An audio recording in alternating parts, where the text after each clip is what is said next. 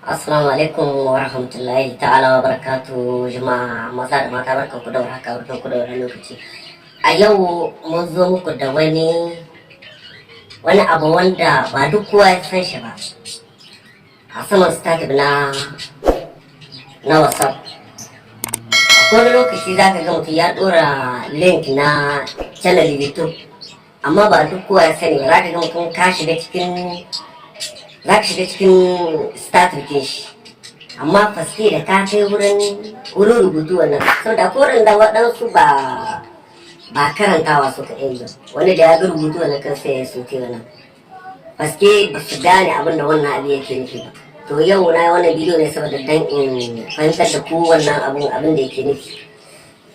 Shi wannan abin da kuke gani wato channel na YouTube ne. Daga cikin YouTube mutum za ka ɗauko channel kinka kai tsaye za ka kofinke shi saman da kuka ga ana ɗora wannan rubutu.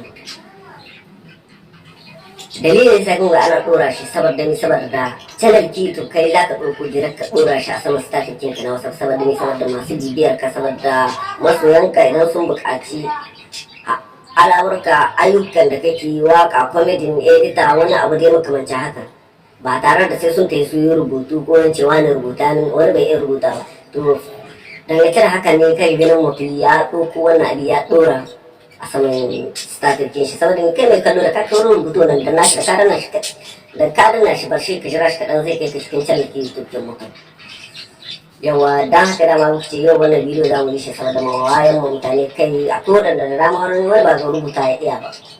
Wani sai dai kawai ya bada a rubuta mai, wani kuma yana shiga channel ɗin to kawai haka ne ya ta kallo duk wanda suka zo mai da su zai ci gaba.